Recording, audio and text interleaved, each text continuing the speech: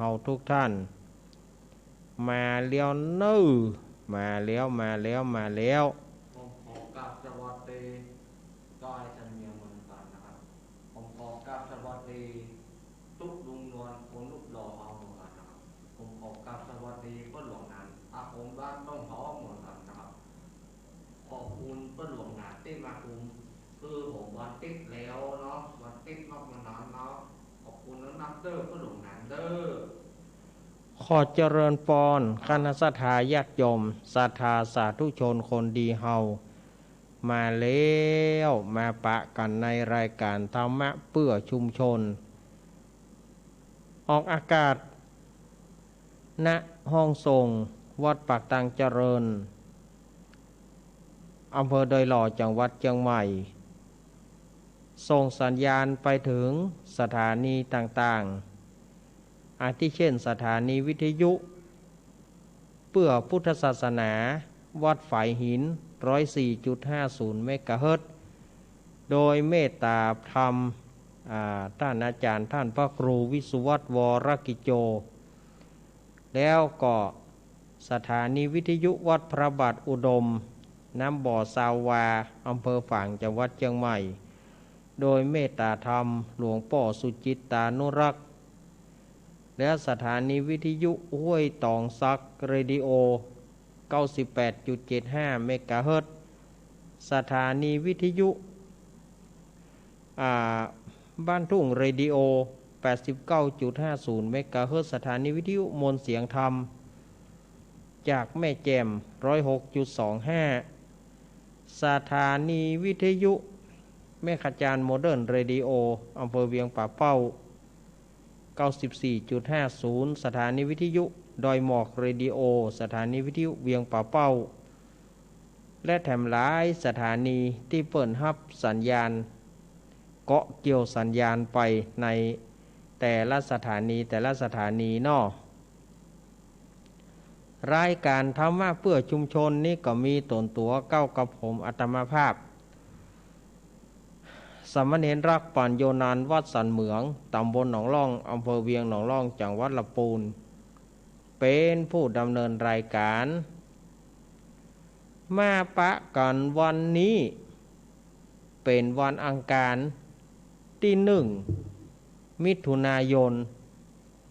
พุทธศักราช 2564 เดือน9เหนือเดือน7ใต้แฮมมานี่6ค่ำ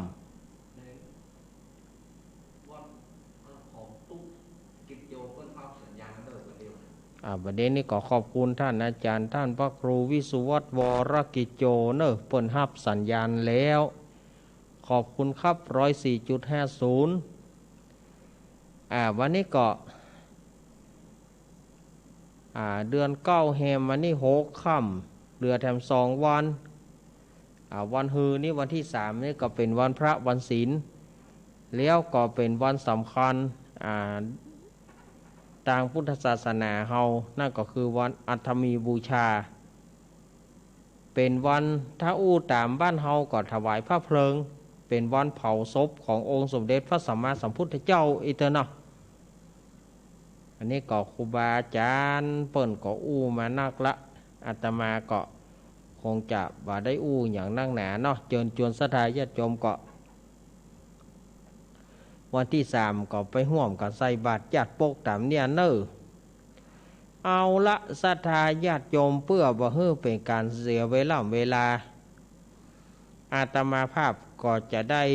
ไหว้พระและสวดมนต์สังฆะปะเปิกเพื่อขจัดโควิดขจัดโรคหายต่างๆแต่ว่าลำพังอาตมานั้นคนเดียวมันเอาบ่แปะลำพังอาตมาคนเดียวเนี่ยบ่แปะอาตมาก็ขอนิมนต์ครูบาอาจารย์แล้วก็อัญเชิญศรัทธาญาติโยมร่วมกันอธิษฐานจิตโดยกันอธิษฐานจิตร่วมกันแล้วเราจะได้ขจัดสังฆะปะเปิกโรคโควิดเฮือจากเมืองเหนือล้านนาและสยามเมืองยิ้มของเราไปวยๆเนาะก็ขอขอบคุณอนุโมทนา ศรัทธาญาติโยมที่ทำบุญเป็นเปิ้นบอกว่าทำบุญเป็นการเทศน์แต่อาตมาก็เอาเป็นการสวดมนต์หมดเพราะว่าในช่วงนี้อาตมาบ่ได้เทศน์ทำเตื้อก็เอาเป็นการสวดมนต์เนี่ยเนาะเป็นการสวดเป็นการตั้งสวดเนี่ยเนาะแม่เพนปอสมศักดิ์แม่สีเพนขาวเตี้ยกับสะพานบุญของอาตมาเปิ้นก็ได้ห่วมทำบุญมาแล้วก็ศรัทธาญาติโยมหอมใต้หอมเหนือหอมใต้หอมเหนือก็ได้ปัจจัย940เนอสำหรับที่แม่เพนเนาะ940แล้วก็ยังมีแม่พลอยแม่พลอยก็ห่วมกันสวดมาแม่ฟองระอแม่จันฟองระอแม่ตาในแม่อุ้ยดวงแม่อุ้ยดวงเตอเนอที่เปิ้นแม่สังเงียมแม่อุ้ยดวงตาเวที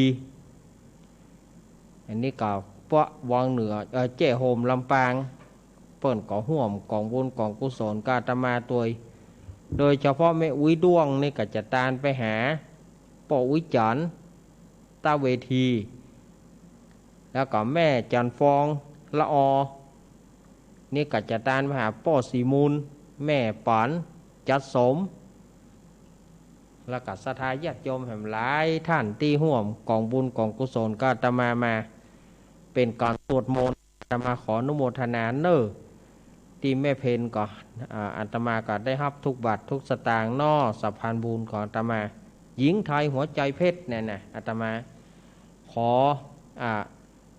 ขอบคุณเนอน้ำใจไมตรีเนอหญิงไทยหัวใจเพชรนี่นะ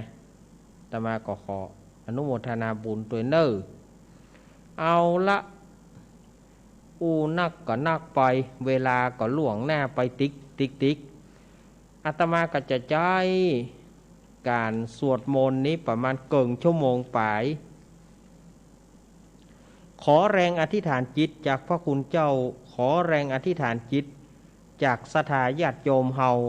ช่วยกันอธิษฐานจิตเพื่อขับไล่โควิดอย่างต่างๆเนาะเอาละได้เวลาละเอาป้อนแหนอ้ายมาจุดเตียนกะ ศรัทธาญาติโยมเฮาจุดเตียนพนมมือเนอะพนมมือด้วยกันเพื่อเฮาจะได้จิเตียนตอนนี้ต่างเจ้าหน้าที่จุดเตียนเป็นที่เรียบร้อยเอาละ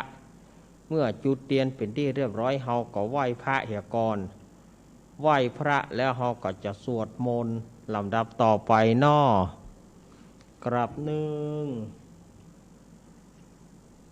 กราบสองกราบสามไหว้พระเนออะระหังสัมมาสัมพุทโธภะคะวาพุทธังภะคะวันตังอภิวาเทมิสวากขาโตภะคะวะตาธัมโมธัมมังนะมัสสามิสุปฏิปันโนภะคะวะโตสาวกสังโฆสังฆังนะมามิอาตมาภาพจะสืบชะตาตัวเนอ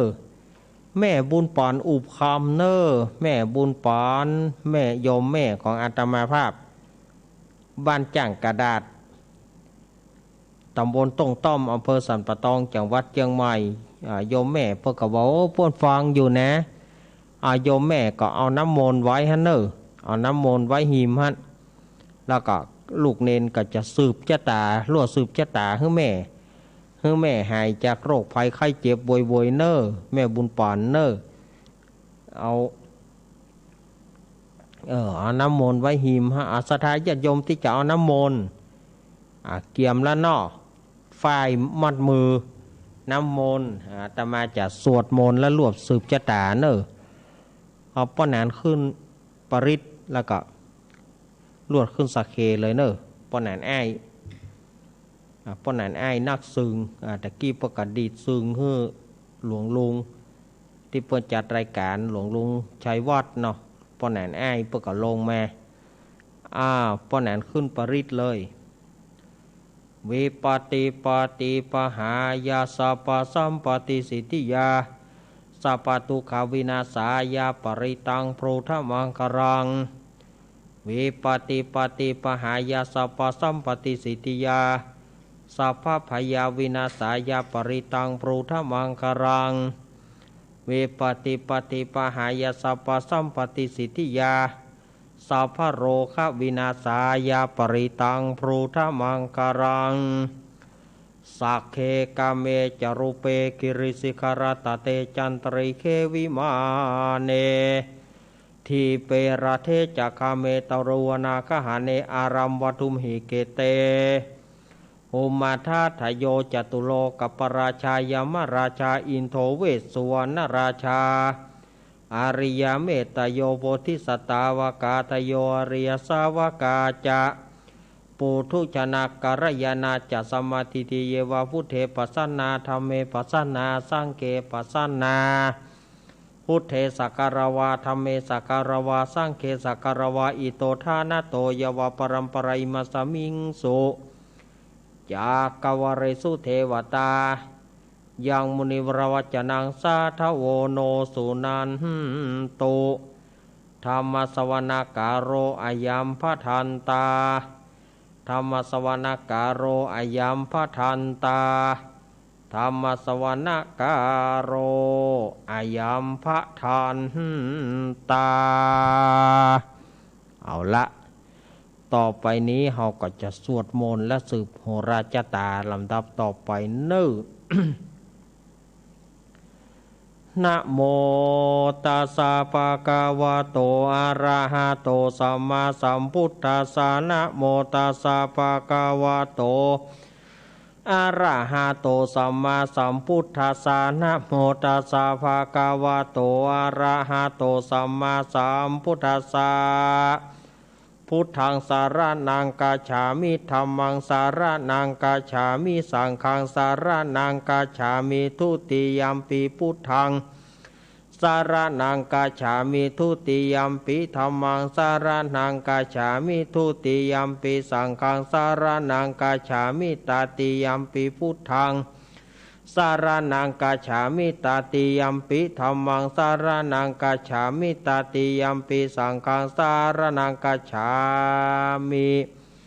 นะโมเมสัพพะพุทธานังตัวติงสาวารรากันโนตันหังกโรมหาวิโรเมตังกโรมหายาโสสารนังกโรโรกาหิโตทิปังกโรชุตินทาโรกนทันโย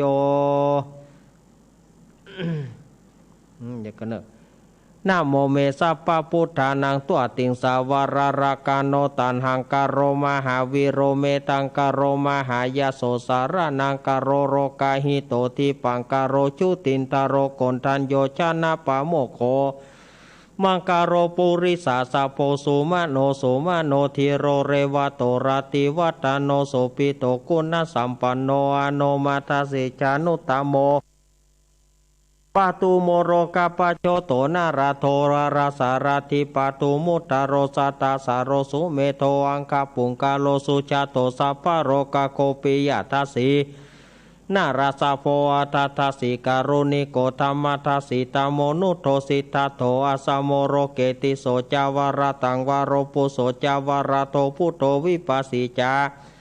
อนุปโมสิกิสัพพหิโตสัทธาเวสปุสุกาทายาโกกากุสันโทสัทธาวะโหโกนาคามโนรานันจโหกัสสะโปสิริสัมปันโน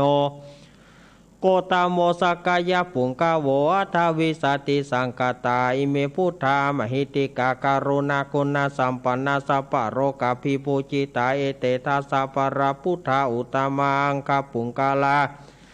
เตปิสังกากุณาสุงปิติเยอมาตังปะตังเอเตพุทธาติตาจามังการาหนติสัพพทาทาวิสาติเมพุทเทอาหังวันตามิสัพพตาเตสังญานีนาสีเรนะ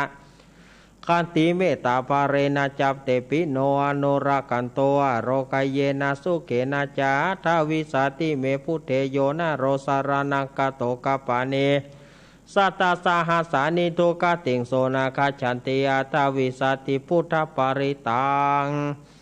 เมตตาโยตารโรรมโมปัสเสโนโกสาราภิพุธิกโสนะจสังคิโจสุโพโตทายาประมโนนารากิริงปริรายโยโพธิสัตตาอิเมตาสะอนุกามเมนะสัมโพธิงปาปุณิสันติอนาคเตอัญเยปัญจสัตตาติรารัฐปยาการณสิโยงานุกามเมนะสัมโพธิงปาปุณิสันติอนาคเตเอเตนะสัจจวะเชนะโหตุโนชัยมังกรังสัมพุทเทอาทาวิสัญจทวราสัญจสหัสเกปัญจสัตตสหัสานินามามิศิรสาหังเตสังธรรมัญจสังกัญจาอาตาเรนานามามิหังนามการานุภาเวนะหันตัวสัพเพอุปัตเวเนกาอันตรายปิวินาสันโตเสสะโตสัมพุทเทปัญจปัญญาสัญจจตุวิสติสหัสเกทัสสะสัตตสหัสานินามามิศิรสาหังเตสังธรรมัญจสังกัญจาทาเรนานามามิหังนามาการานุภาเวนะหันตัวสัพเพอุปัตเวเนกาอันตรายปิวินาสันโตเสสะโตสัมพุทเถนะวุฒารสเตอาทาจัตตาลิสสหัสเกวิสติสัตตาสหัสานินามามิศิรสาหังเตสังธรรมัญจสังกัญจาทาเรนานามามิหังนามาการานุภาเวนะหันตัวสัพเพอุปัตเวเนกาอันตรายปิวินาสันโตเสสะโตนะโมอะระหะโตสัมมาสัมพุทธัสสะมะเหสีโนนะโมโอตมะธัมมัสสะสวากตเสวะเตนิธานะโมมหาสังกัสสะปิวิสุตาสีลทิติโนนะโมมัตตยารัตตสารัตนาตยาสสาธุกังนะโมมะกติตัสสะตัสสะวัตุตยัสสะปินะโมการะปะปะเวนะวิคัจฉันตุโอปัตถวานะโมการะโนภาเวนะสุวัติหนตุสัพพทานาโมการะจเตเจนะวิธิมิโหมิเตชวาสาสนาสัจโรกัสสาวุธิภวตุสัพพทาสาสนัมปิจโรกัญจเทวรากันตุสัพพทาสติงหนตุสุกิสัพเพปริวาเรหิอัตโนอเนคโสมานาหนตุสหัสเปหิยติปิราจะโตวะโจระโตวะมนุสโตวะมนุสโตวะอากิโตวะอุทกโตวะปิสัจโตวะขานุกโตวะกันตกโตวะชนะปตโรกโตวะสัทธมโตวะสันทิติโตวะสัพปุริสโตวะจันทะอาทิอาสามิกาโกนะกุกุราหิวิจิกามณีสัมปติปิอาชตารสสุการามหิสยการากัสสะทินานาปยโตวะนานาโรกโตวะนานาอุปัฏฐวัตโตวะระกังกันหันโตปฏิฐานโตปัฏฐายะตถาคตสัตตสัพปารมิโยทัสสะอุปปารมิโยทัสสะปรมัตถปารมิโยปัญจมหาปริจเขติโสจาริยาปัจฉิมังภเวกภาวะกันติงชาติงาปีนิกามานังปทานาจาริยังโพธิบารังเขมาราวิชัยยังสัพพัญญุตยานาปตังนาวาโลโกตารธรรมเมติสัพเพปุยเมพุทธกุเนอวาชิตวเวสาริยติสุปการันตาเรสุติยามารติงปริตังการนโตอายสมานันตเถโรวิยการุญญาจิตังอุปตเปตัวโกติงสัตตสหเสสุจักกวเรสุเทวตายาสานัมปฏิกันหันติยาจาเวสาริยัมปุเรโรกามานุสัตุปิกาสัมปุตันทิวิตัมปยังกิปมันตาราธาเปเสปริตันตัมปนามเหอาเสวนาจปารานังปันทิตานาจเสวนาปูจาจปูจานิยานังเอตมังการามุตตมังปฏิลูปเทสวะโสจปุเปจากตาปุญญาตาทัสสมาปนิติจเอตมังการามุตตมังพาหุสัจจันจสิปัญจวินายโยจสุสีกิโตสุภาสิตาจยวัจจะเอตมังการามุตตมังมาตาปิตุอุปทานังพุทธตารัสสังฆโหอนากุราชกัมมันตาเอตมังการามุตตมังตานันจะธรรมจาริยัญจยตากานาจะสังฆโหอนาวชานิกามเนตมังการามุตตมาเรตารติวิรติปปามาชปนาจะสัญญโม อาปามาเทโอจะทำเมสุเอตมังการามุตตมังการาโวจานิวาโสจะสัตตุติจักตัญยุตตะกาเลนะธรรมสาวนังเอตมังการามุตตมังขันติจะโสวจะตตสมนานันจะทัสสมนังกะเรนะธรรมฉากัจฉาเอตมังการามุตตมังตะโปจะพระมจาริยัญจาริยสัจจนาทัสสนังนิพพานาสัจจิกิริยจะเอตมังการามุตตมังพุทธสารโกตเมหิจิตังยันตนากัมปติอโศกังวิราชังเขมังเอตมังการามุตตมังเอตานิสานิกัตวานาสัพพธรรมปราชิตาสัพพทัจจงจิกันจันเตตันเตสังมังการามุตตมันติมหามังการสุตังยังกินจีวิตังอิทาวะหุรังวาสเกสุวายังรัตนังปานิตังนาโนสมังอติตถาคเตนะอิทัมปีพุทเทรัตนังปานิตังเอเตนะสัจเจนะสุวาทิหนตุขายังวิราคังอมตังปานิตังยะคัสสกาสกยะมุนีสามาหิโตนะเตนะธรรมเนนะสมาธิกินจิอิทัมปิธรรมเมรัตนังปานิตังเอเตนะสัจเจนะสุวาทิหนตุยามพุทธเสโธปริวานายิสุจิงสมาธิมานันตริกัญญามโหเสมาสมาธินาเตนะสมุนาวิชติอิทัมปิธรรมเมรตานังปานิตังเอเตนะสัจเจนะสุวัติหนตุเยปุกลาตัสสะตังปัสสะตาจตาเนตานิโยกานิโหเตติกา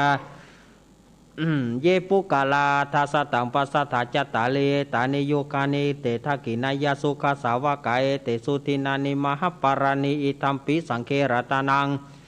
ปานิตังเอเตนะสัจเจนะสุวัติหนตุเยสุปยุตตามานาสัทธาลาเหนาเนกามิโนโกตามาสาสนามหิเตปฏิปตามาตังวิไคหาราตามุตานิปุติงปุชามานา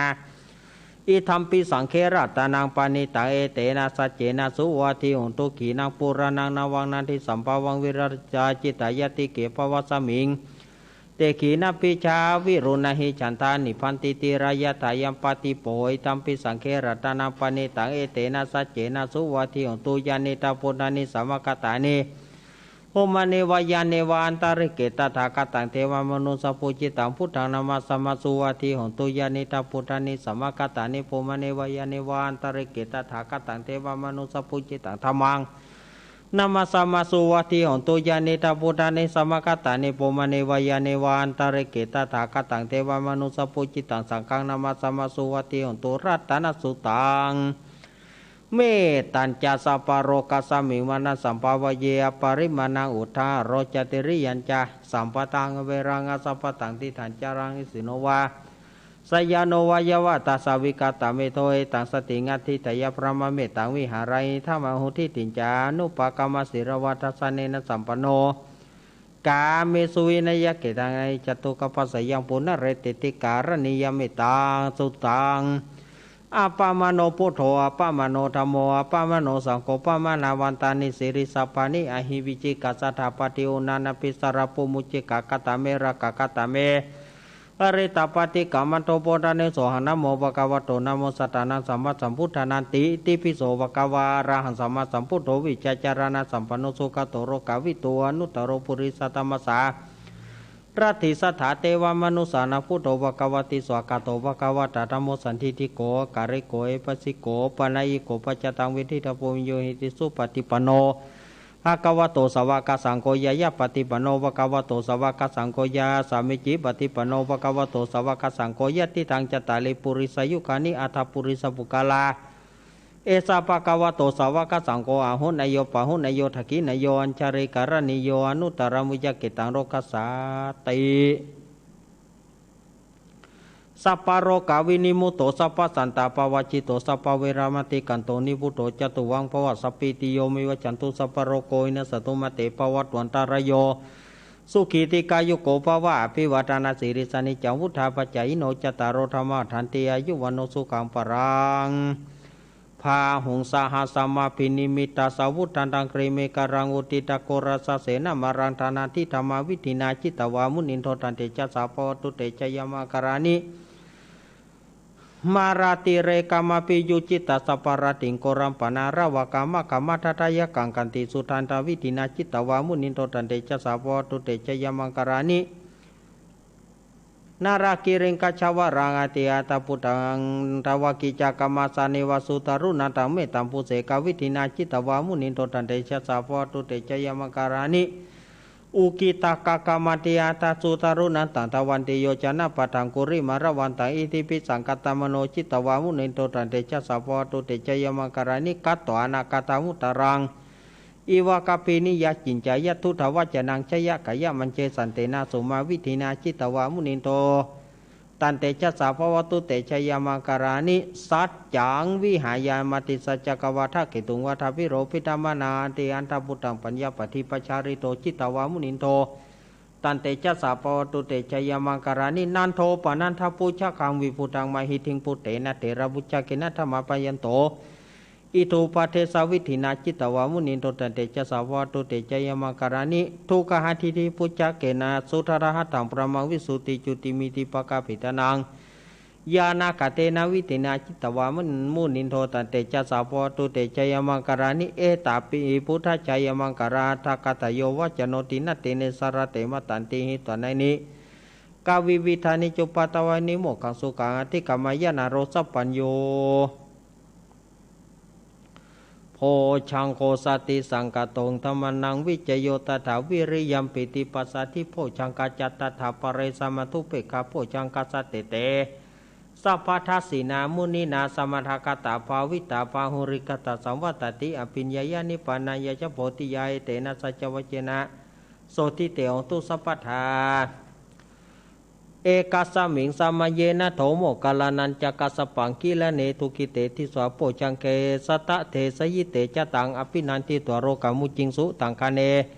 เอเตนะสัจวัจนะโสทิเตอตุสัพพทาเอกะธาธรรมราชาปิเกรัญเยพิปิลิโตจุนทัเถเรนะตัญเยวะปนาเปตัวนะสาธารังสัมโมทิตัวจะอภัทาวตมหาวุฒาสิธานะโสเอเตนะสัจวัจนะโสทิเตอตุสัพพทาไปนาเตจาปทาตินานัมปิมเหสีนังมะคาหาตะกิเลสวะปตานุปฏิธรรมตังเอเตนะสัจวัจเจนาโสทิเตอุตุสัพพทายันตุนิมิตังอวะมังคารัญเจจามานโปสกนสโตปปะกองทุสุทุปินังอากันตาพุทธานุภาเวนะวินัสมิตุยันตุนิมิตังอวะมังคารัญเจจามานโปสกนสโตปปะกองทุสุวินาทางกันตาธรรมานุภาเวนะวินัสมิตุยันตุนิมิตัง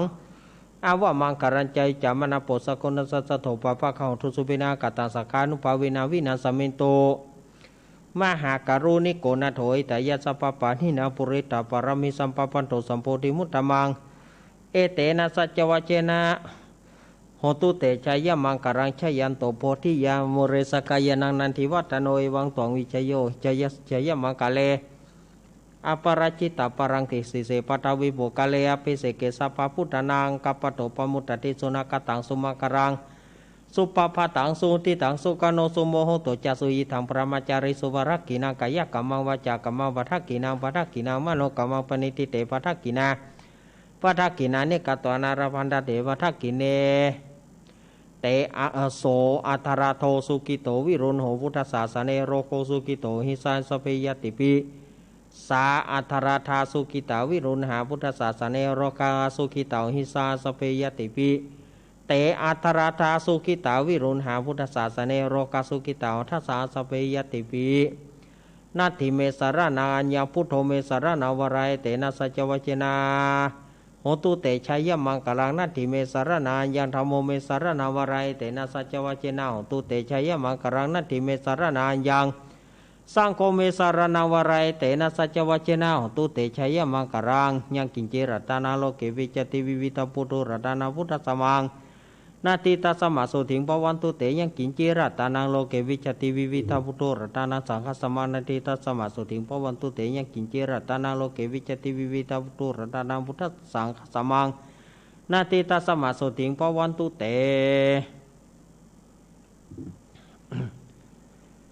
สา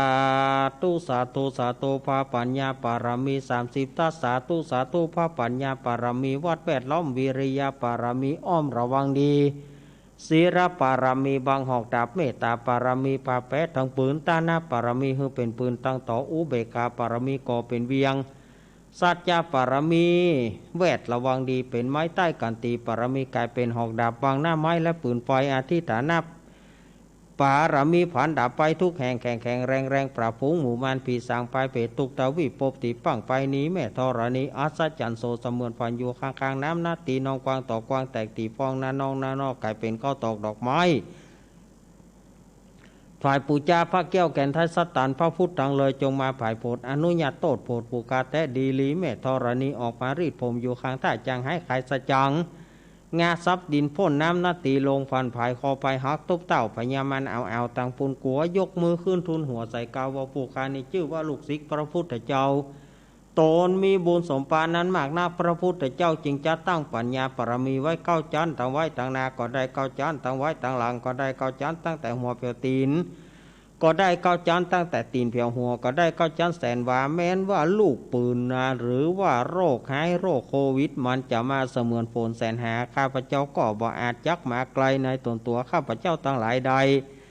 ข้าพเจ้าเลยได้ว่าพุทธกุณังธรรมกุณังสังฆกุณังพุทธอินตาธรรมอินตาสังฆสาอินตาอาสาอัปแม่ธรณีผู้อยู่เหนือน้ำผู้อยู่กำแผ่นดินกายข้าได้เลิกเกินถึงกุลพระปิตากุลพระมารดากุลครูบาอาจารย์กุเตวบุตรเทวดากุลเกี้ยวเจ้าทั้ง3ประการคือกุลพระพุทธกุลพระธรรมกุลพระสงฆ์กุลแดดกุลฝนกุลน้ำกุลลมกุลดินกุลไฟกุลกุศลเจ้าก็ดีกุลพระตนพระวานาก็ดีกุลนางอุทราเจ้าก็ดีกุลพระปัญเจกพุทธเจ้าก็ดีกุลแม่ธรณีก็ดีกุลเจ้าแม่กวนอิมรมโพธิสัตว์ก็ดีจงมารักษากำหน้าและกำหลังตนตัวข้าพเจ้าผู้ประดาขึ้นสีขาวผู้รักษาภาพฟังสถานีวิทยุต่างๆนี่เตียงแต่ดีหลีแดดเตอโอมพุทโธพุทธังรักษาโอมธรรมงธรรมังรักษาโอมสังโฆสารักษาโอมพุทโธพุทธังอรหังโอมธรรมโมธรรมังอรหังโอมสังโฆสังฆังอรหังโอมพุทโธพุทธังกันหะโอมธรรมโมธรรมังกันหะโอมสังโฆสังฆังอายุวโนสุขังปะลังโอมติปะสหัสมังสะดาบเทียนก้าวัดวาลุกเป็นเปลวไฟสลีกันใจกูเทียนนี้ปราบมือผีมากูดาวบ่ฮูกูเจนเต้าปราบกินมา101ภาษากูก็ปราบได้เก้าลิ้นกูก็เป็นน้ำเก้ากลางกูก็เป็นแม่น้ำใหญ่กูจกออกไปท่วมหัวผีตายปลายลิ้นกูก็เป็นดาบเทียนก้าใต้พื้นฟ้ากูบอกกลัวสังโอมสัพพะโตมังสวหายโอมเป็ดจะลำแผ่นดินดำไหวว่าสายตาปีขาดกับหนีละคนดีกูเอาไว้ที่นี่อย่าได้เอาไปตัวหมู่สูต้านตั้งผีมารผีเคนตั้งผียักษ์ผีเย็นยาอย่ามาใกล้จะตั้งผียากไร้จงหนีไปปันผีกุมพันและผีให้อันเตียวต้องพายจงรีบหนีไปโอมสัมปโตมังสวหายอาติตมัสมิงจะพุทธกุณังอาติตมัสมิงจะธรรมเมกังอาติตมัสมิงจะสังฆานังสัพพะโรกะพยาวิวัจเจยังสัพพะราพังพุอันตุเมจันตมัสมิงจะพุทธกุณังจันตมัสมิงจะธรรมเมกังจันตมัสมิงจะสังฆานังสัพพะโรกะพยาวิวัจเจยังสัพพะราพังพุอันตุเมอังคารมัสมิงจะพุทธกุณังอังคารมัสมิงจะธรรมเมกังอังคารมัสมิงจะสังฆานังสัพพะโรกะพยาวิวัจเจยังสัพพะราพังพุอันตุเมพุทธมัสมิงจะพุทธกุณังพุทธมัสมิงจะธรรมเมกังพุทธมัสมิงจะสังฆานังสัพพะโรกะพยาวิวัจเจยังสัพพะราพังอาภวันตุเมพุทธมัสมิงจะพุทธกุณังพุทธมัสมิงจะธรรมเมกังพุทธมัสมิงจะสังฆานังสัพพะโรกะพยาวิวัจเจยังสัพพะราพังพุอันตุเมกุรุมัสมิงจะพุทธกุณังกุรุมัสมิงจะธรรมเมกังกุรุมัสมิงจะสังฆานังสัพพะโรกะพยาวิวัจเจยังสัพพะราพังพุอันตุเมสุขมัสมิงจะพุทธกุณังสุขมัสมิงจะธรรมเมกังสุขมัสมิงจะสังฆานังสัพพะโรกะพยาวิวัจเจยังสัพพะราพังพุอันตุเมโสริจมัสมิงจะพุทธกุณังโสริจมัสมิงจะธรรมเมกังโสริจมัสมิงจะสังฆานังสัพพะโรกะพยาวิวัจเจยังสัพพะราพังพุอันตุเมราหูจมัสมิงจะพุทธกุณังราหูจมัสมิงจะธรรมเมกังราหูจมัสมิงจะสังฆานังสัพพะโรกะพยาวิวัจเจยังสัพพะราพังพุอันตุเมเกตุมัสมิงจะพุทธกุณังเกตุจมัสมิงจะธรรมเมกังเกตุมัสมิงจะสังฆานังสัพพะโรกะพยาวิวัจเจยังสัพพะราพังพุอันตุเมอิมัสมิงมงคลจักรวาลทั้ง8ทิศประสิทธิจงมาเป็นกำแพงเกี่ยวทั้ง7ชั้นมาป้องกันเราเข้าตัวอนัตตาราชเสมนาเกเตสมันตสัตโยจนะสัตตาสาสนิพุทธชาราปริเกเตระกันตุสุระกันตุอิมัสมิงมงคลจักรวาลทั้ง8ทิศประสิทธิจงมาเป็นกำแพงเกี่ยวทั้ง7ชั้นมาป้องกันเราเข้าตัวอนัตตา ราชเสมนาเกเตสมันตาสัตยโยชนะสัสตสาสานิปัญเจกาพุทธจารปริเกเตระกันตุสุระกันตุอิมัสมิมคนจักรวาลได้ไปที่ประสิทธิจงมาเป็นกับเป็นเกี่ยวที่เจจันมาประกาศลอเข้าตัวนาตาราชเสมนาเกเตสมันตาสัตยโยชนะสัสตสาสานิสังฆจารปริเกเตระกันตุสุระกันตุอติอุณหาสาวิจโยธรรมโลเกอนุตตรสปัสสตาหิตตายะต่างๆกันหายหิเตวเตปริวเชราชทันเตมนุเสปวเกปยเกนะเกวิเศปุเตอากาลมารเนนะจัสสปสมามารณามุโตทัพเปตัวการามริตังตาเสวานุภาเวนะหนตุเตโวสุกิสัทธาสุทัสสีลังสมาทายะธรรมังสุจริตังจเลตาเสวานุภาเวนะหนตุเตโวสุกิสัทธาลิกิตังกินจิตังปูชังธารนังวัจนังกรุงปริสังเทสนังสุตตสายุปวัตติอาทิอุณหาสวิจโยธรรมโลเกอนุตตรสปัสสตาหิตถายะต่างๆกันหายหิเตวติปริวเชราชทันเตมนุเสปวเกปยเกนะคิวิเศพุเตอากาลมารเนนะจัสสปสมามารณามุโตทัพเปตัวการามริตังตาเสวานุภาเวนะหงตุเตวสุกิสัทธาสุทัสสีลังสมาทายะสมังสุจริตังจเลตาเสวานุภาเวนะหนตุเตวสุกิสัตตาลิกิตังกิจังกินกิตังปูจังตระนังวาจานังการุงปริสังเทสนังสุตตสายุปวัตติอาทิอุณหสวิจโยธรรมโลเกอนุตตรสปัสสตาหิตถายะต่างๆกันหายเทวเตปริวเชราชทันเดมนุเสปวเกปยเกนะเกวิเสพุเตอกาลมารเนนะจัสสปสมามารณามุโตทัพเปตัวการามริตังตาเสวานุภาเวนะหงตุเตโวสุกิสัตตสุทัสสีลังสมาทายะทุมังสุจริตังจเลตาเสวานุภาเวนะหงตุเตโวสุกิสัตตาลิกิตังกินจิตังปูชังตระนังวัจนังกรงปริสังเทสนังสุตตสายุปวัตติสักกะตัวบุตรรัตนาอุสัทธาธรรมวรังหิตังเทวมนุสนาวรัตเตเจนะสุตินานาสันตุปัตวาสเปตุเขาปัสมินตุเตสักกะตัวธรรมรัตนังโอสัทธาธรรมวรังปริราหุปัสมานาวเตเจนะสุตินานาสันตุปัตวาสเปปยาอุปัสมินตุเตสักกะตัวสังฆรัตนังโอสัทธาธรรมวรังอหุนยังปะหุนยังสังฆเตเจนะสุตินานาสันตุปัตวาสเปโรกาอุปัสมินตุเตอินทชาตาเทวชาตาพรหมชาตามหาพรหมชาตาอิสิชาตามหาอิสิชาตามุนิชาตามหามุนิชาตาปุริสัจตามหาปุริสัจตาจักรวติชาตามหาจักรวติชาตาพุทธชาตาปัญเจกพุทธชาตาอรหันตชาตาสัพพสิทธิวิจตรนังชาตาสัพพโรกัจจริยานังชาตาสัพพโรกัทิปติยานังชาตาเอเตนะสัจวจนะตุยหังสุวัติองตุตุยหังสวหายะโอมนะโมพุทธัสสะโอมนะโมธัมมัสสะโอมนะโมสังฆัสสะสยติทางโหรุสวายะอินทชาตาเทวชาตาพรหมชาตามหาพรหมชาตาอิสิชาตามหาอิสิชาตามุนิชาตามหามุนิชาตาปุริสัจตามหาปุริสัจตาจักรวติชาตามหาจักรวติชาตาพุทธชาตาปัจเจกพุทธชาตาอรหันตชาตาสัพพสิทธิวิจตรนังสัพตาสัพพโรกัจจริยานังชาตาสัพพโรกัทิปติยานังชาตาเอเตนะสัจวจนะตุยังสุวัติตุตุยังสวายะโอมนะโมตัสสะโอมนะโมธัมมัสสะโอมนะโมสังฆัสสะสยติทางโหรุสวายะอินทชาตาเทวทาชาตาพรหมชาตามหาพรหมชาตาอิสิชาตามหาอิสิชาตามุนิชาตามหามุนิชาตาปุริสัจตามหาจักรวติชาตาพุทธชาตาปัจเจกพุทธชาตาอรหันตชาตาสัพพสิทธิวิชตรนังชาตาสัพพโรกัจจริยานังชาตาสัพพโรกัทิปติยานังชาตาเอเตนะสัจวจนะตุยหังสุวัติองตุตุยหังสวหายะโอมนะโมพุทธัสสะโอมนะโมธัมมัสสะโอมนะโมสังฆัสสะสยติทางโหรุสวายะเนอพุทโธมังคลาสัมพุทโธสัมพุทโธทิปัตถุธรรมโมพุทธมังคลามะกัมมัสสะปทุขาปมุญจเลธรรมโมมังคลาสัมพุทโธกัมพิโรตุทัสโสอนุธรรมมังคลามะกัมมัสสะปพยาปมุญจเลสังโฆมังคลาสัมพุทโธนวราถคินโยนุตตโรสังฆมังคลามะกัมมัสสะปโรกะปมุญจเลอายุวัฏโกธนวัฏโกสิริวัฏโกสัพพพุทธานุภาเวนะสัพพธรรมานุภาเวนะสัพพสังฆานุภาเวนะพุทธรัตนังธรรมรัตนังสังฆรัตนังตินังรัตนานังอนุภาเวนะจตุรสีติสหัสธรรมกันธานุภาเวนะปิตกัตตยานุภาเวนะชินสาวกานุภาเวนะ สัพเพเตโรคาสัพเพเตพยาสัพเพเตอันตรายสัพเพเตอุปัฏฐวสัพเพเตทุนิมิตาสัพเพเตอวมังคาราวินาสันตุอายุวัฏโกธนวัฏโกสิริวัฏโกยัสสวัฏโกปรวัฏโกวันวัฏโกสุขวัฏโกโหตุสัพพทาทุกโรกาเวราโสกสันตุโจปตวาเนกาอันตรายปิวินาสันตุอัจจเตจะสาจยสิทธิฐานังลาฟังสุธีภกายังสุขังปะเรสิริอายุจวโนจะโพคังวุฒิจะเยสวาสัตวสัจจะอายุจะชีวสิทธิภวันตุเตปุตตะกะโมระเพปุตตังธนกะโมระเพทนังอธิกายเยกายยยะเทวนังปิยตังสุตวาอิติปิโสภควายมราชาโนท้าวเวสสุวรรณโนมรณังสุขังอรหังสุขโตนะโมพุทธายะ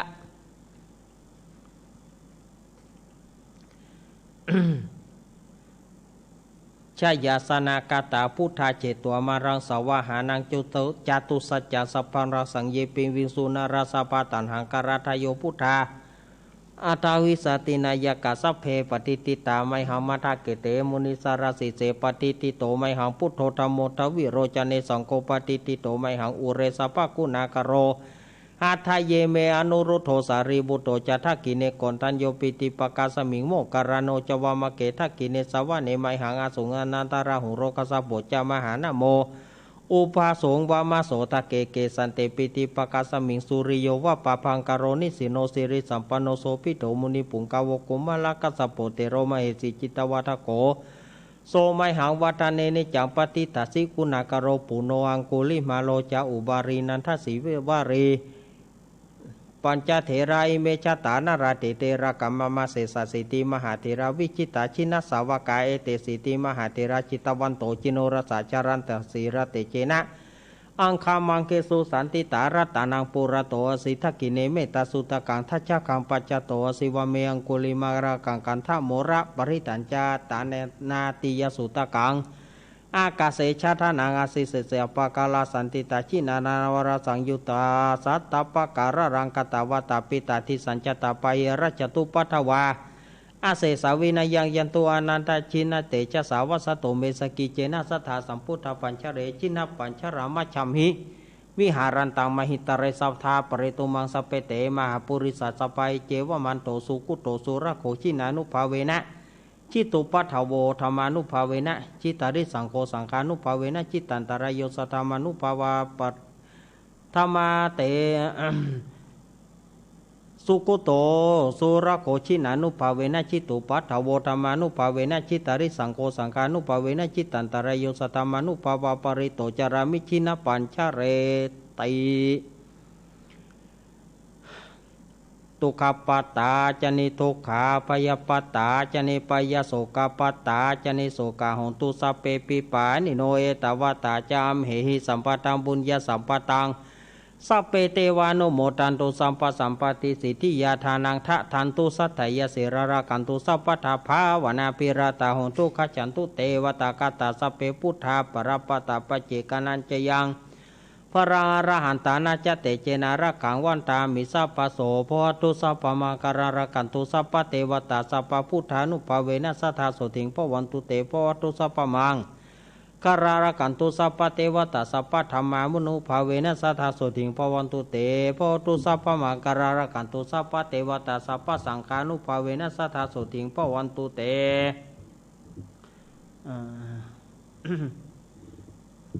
นาคตายาคปุตตานังปปะกะหานิวารณาปริตสานุภาเวนะหันตัวเตสาอุปตะเวนะคตายาคปุตตานังปปะกะหานิวารณาปริตสานุภาเวนะหันตัวเตสาอุปตะเว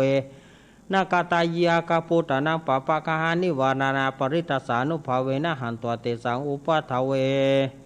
อาโรกายาปารมาราภาสันทุติปารมังทานังวิสาสะปารมายาตินิปานังปารมังสุขังเอาละศรัทธาญาติโยมอาตมาก็ได้นำสวดมนต์เป็นที่เรียบร้อยเอาต่อไปศรัทธาญาติโยมเข้ามาเข้ามาไผ่จะมัดมือเข้ามาเลยเข้ามามัดมืออีกกับไปเถียวเนอ อยู่กันเป็นแถวอยู่กันเป็นแถวเอาละมัดมือเนาะพุทโธมังกลาสัมพุทโธสัมพุทโธทิปัทุตโมพุทธมังกละมากรรมสัพพทุขาปมุญจเลธัมโมมังกลาสัมพุทโธกัมพิโลทุทัสสุอนุงธรรมะมังกละมากรรมสัพพญาปมุญจเลสังโฆมังกลาสัมพุทโธวราทกินโยอนุตตรสังฆมังกละมากรรมสัพพโรกาปมุญจเลพุทโธมังกลาสัมพุทโธสัมพุทโธทิปัทุตโมพุทธมังกละมากรรมสัพพทุขาปมุญจเลธัมโมมังกลาสัมพุทโธกัมพิโลทุทัสสุอนุธรรมะมังกลามากรรมสัพพญาปมุญจเลสังโฆมังกลาสัมพุทโธวราทกินโยอนุตตรสังฆมังกละมากรรมสัพพโรกาปมุญจเลพุทโธมังกลาสัมพุทโธสัมพุทโธทิปัทุตโมพุทธมังกลามากรรมสัพพทุขาปมุญจเลธัมโมมังกลาสัมพุทโธกัมพิโลทุทัสสุอนุธรรมะมังกลามากรรมสัพพญาปมุญจเลสังโฆมังกลาสัมพุทโธวราทกินโยอนุตตรสังฆมังกละมากรรมสัพพโรกาปมุญจเลสัพเพพุทธาปรปัตตปัจเจกนัญจยังปรังอรหันตานาจเตเจนาระกังวันตามิสัพพโสสัพเพธัมมาปรปัตตปัจเจกนัญจยังปรังอรหันตานาจเตเจนาระกังวันตามิสัพพโสสัพเพสังฆาปรปัตตปัจเจกนัญจยังปรังอรหันตานาจเตเจนาระกังวันตามิสัพพโสสัพเพพุทธาปรปัตเตตาปัจเจกนัญจยังปรังอรหันตานาจเตเจนาระกังวันตามิสัพพโสสัพเพธัมมาปรปัตตปัจเจกนัญจยังพระอรหันตานาจเตเจนาระกังกันตามิสัพพโสสัพเพสังฆาปรปัตตปัจเจกนัญจยังปรังอรหันตานาจเตเจนาระกังวันตามิสัพพโสสัพเพพุทธาปรปัตตปัจเจกนัญจยังปรังอรหันตานาจเตเจนาระกังวันตามิสัพพโสสัพเพธัมมาปรปัตตปัจเจกนัญจยังปรังอรหันตานาจเตเจนาระกังวันตามิสัพพโสสัพเพสังฆาปรปัตตปัจเจกนัญจยังปรังอรหันตานาจเตเจนาระกังวันตามิสัพพโสอิติปิโสวิเศษอิเสสพุทธานาเมอิมินาติอิติปิโสวิเศษอิเสสพุทธานาเมอิมินาพุทธทังอิสุรังอิติปิโสวิเศษอิเสสพุทธานาเมอิมินาพุทธทังอิสุรังพุทธปิติอิปัญจมาเลจิโนนะโถปโตสัมพุทธิมุตตมังจตุสัจจังปะกาสิติธรรมจักกังปวัตยิเตนะสัจวัจนะโหตุเมชัยมังกรังปัญจมาเลชิโนนาโถปโตสัมโพธิมุตตมังจตุสัจจังปะกาสิติธรรมจักกังปวัตติเตนะสัจวัจนะหตุเมชัยมกะปัญจมาเลชิโนนาโถปโตสัมโพธิมุตตมังจตุสัจจังปะกาสิติธรรมจักกังปวัตติเตนะสัจวัจนะหตุเมชัยมกะหายหนีดีไหมหายหนีดีไหมหายอมเอาศรัทธาญาติโยมมัดมือเป็นเตี้ยเรียบร้อยเมื่อมัดมือเอาแบ่งกันแผนกลุงไอ้ปะทะพุ่นลุงไอ้เอาขันน้ำมนต์ไปขันเจเอาน้ำมนต์ไปขันพื้พระพายไปลุงไอ้โมพอกุฏิกุตางไปลุงไอ้กับปะทะพุ่นเจปะทะพุ่นเนอลุงไอ้โมไปดีเด้อเอาละศรัทธาญาติโยมเฮาเกาะต่อไปเกาะพระภายน้ำมนต์เนอชายันโตโพธิยามูเลสกายานังนันติวะตาโนเอวังตวังวิชยโยโหหิชยาสุชยมังกะเลอปราชิตปันรังเกสีเส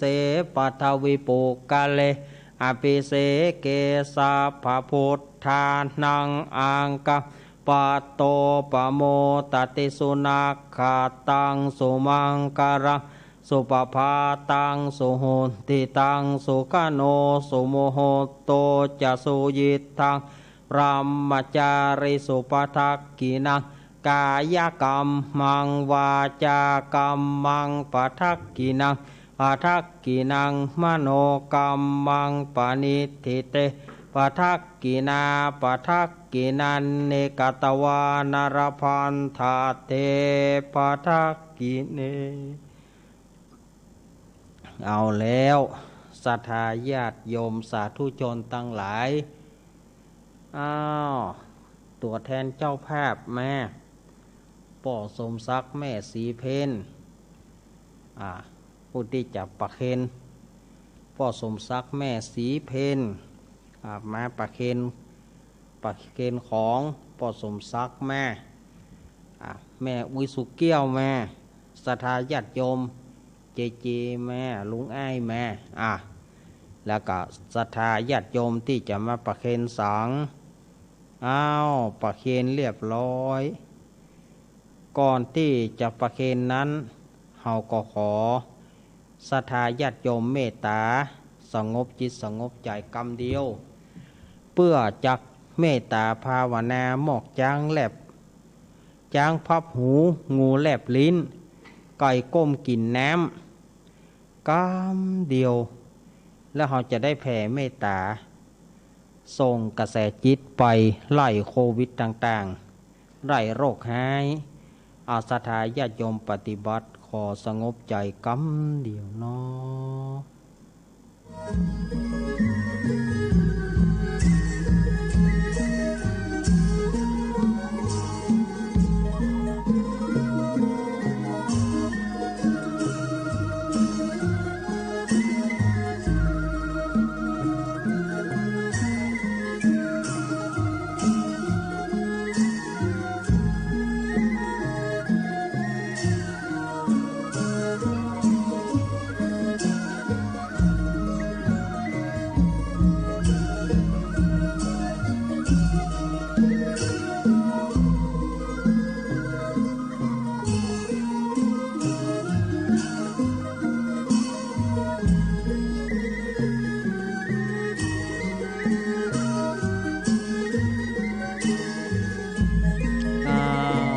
พอสมควรแก่การเวลาสมควรแก่การเวลาแล้วศรัทธาญาติโยมก้อยมืนตาขึ้นเน้อบ่ต้องมืนตาโวยก้อยมืนตาก้อยคายนิ้วเอาละขอเดชะผลบุญกุศลข้าพเจ้าได้สวดมนต์สืบจตาเมตตาภาวนาเป็นที่เรียบร้อยจักแผ่บุญส่วนกุศลให้ยังตนตัวข้าพเจ้าและแผ่บุญไปถึงปิตามารดาพ่อแม่เท่าแก่สัมพัทธวงศาญาติกาญาติมิตรพี่น้องเพื่อนพ้องสหายขอท่านทั้งหลายจงได้รับผลบุญกุศลแผ่ภายนาบุญมาหายังเสวัสวาเสื้อบ้านเสื้อเมืองเสื้อตงเสื้อนาเสื้อป่าเสื้อเขาเสื้อห้วยเสื้อดอยปู่ย่าปู่ยี่เจ้าตี้เจ้าแดนขอท่านทั้งหลายจงได้รับผลบุญกุศลผีทั้งหลายเปรตทั้งหลายอสุรกายทั้งหลายสัตว์นรกทั้งหลายตลอดจนถึงเทวบุตรเทวดาอินพรหมยมราชเจ้ากรรมนายเวรแม่โพธิ์ศพแม่คงคาแม่ธรณีขอได้รับพระนบุญสุกุศลมวลภูนี้ยังจะแผ่ภายนบุญกุศลไปหายังสรรพสัตว์ทั้งหลายปณะทั้งหลายพูดทั้งหลายบุคคลทั้งหลายผู้มีอัตภาพทั้งหลายสตรีทั้งหลายมนุษย์ทั้งหลายพระอริยเจ้าทั้งหลายปุถุชนทั้งหลายเทวดาทั้งหลายมนุษย์ทั้งหลายและสัตว์วินิปติกะทั้งหลายท่านจะอยู่ในทิศตะวันออกทิศตะวันตกทิศเหนือทิศใต้ตะวันออกเฉียงใต้ตะวันตกเฉียงเหนือตะวันออกเฉียงเหนือตะวันตกเฉียงใต้ทิศเบื้องล่างทิศเบื้องบนขอท่านเจ้าทั้งหลายได้รับผลบุญกุศลมวลฝูงนี้อย่าได้มีเวรแก่กันและกันอย่าได้เบียดเบียนซึ่งกันและกันจงอย่ามีความทุกข์กายทุกข์ใจสุขีอัตตานังปริหารันตุจงมีความสุขกายสุขใจรักษาตน เฮือโปนจากทุกภัยทั้งสิ้นเตอสถาญาติโยมหยาดน้ำโคลมสมมุติว่าเฮาก่อนเป็นแม่น้ำอยู่ตั้งแน่หยาดไปเลยโคลมหยาดน้ำไปเลยเอาละศรัทธาญาติโยมทั้งหลายโอ้วันนี้ถ้าจะสวดผิดสวดถูกพ่องแกฮะ โอ้ยมันเกิดเนี่ยเพราะว่าเกิดถีนมิทะถีนมิทะคือความง่วง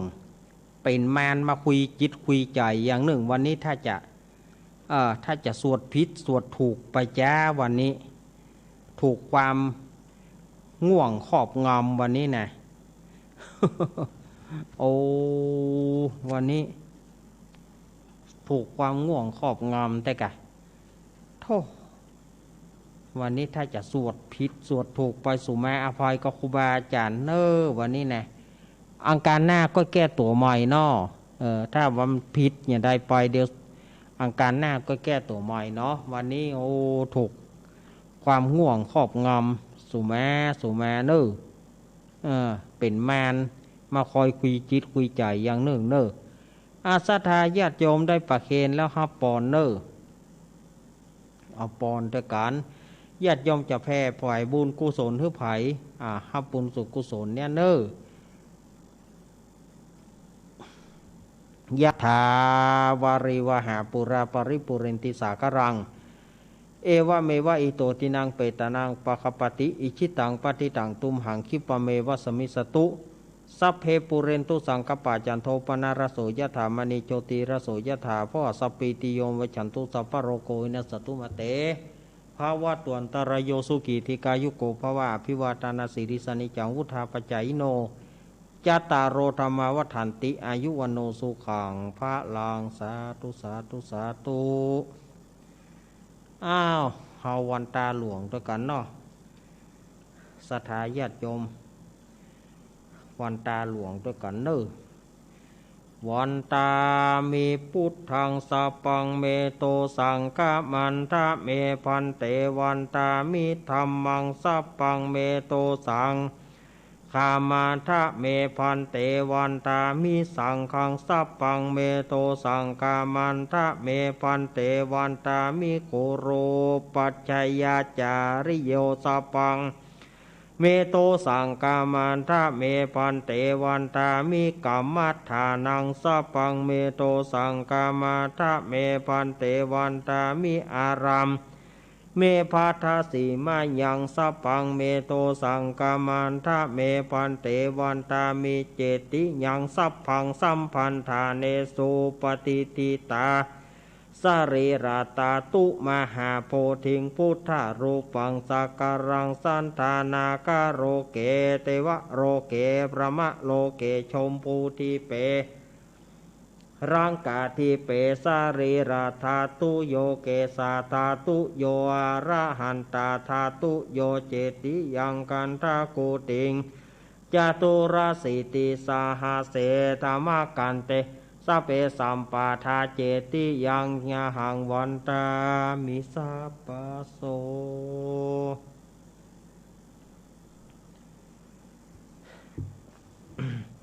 ศรัทธาญาติโยมหันมาตังกุฏิท่านบิ๊กบอสวันตามิพันเตสะปังอาปาราทังกามันทะเมปันเตมายากาตังปุญญังสามินาอนุโมทิตาปังสามินากาตังปุญญังไมหังทาตาปังสาธุสาธุสาธุอนุโมทามิสาธุเอาแล้วสวดมนต์เป็นที่เรียบร้อยแล้วศรัทธาญาติโยม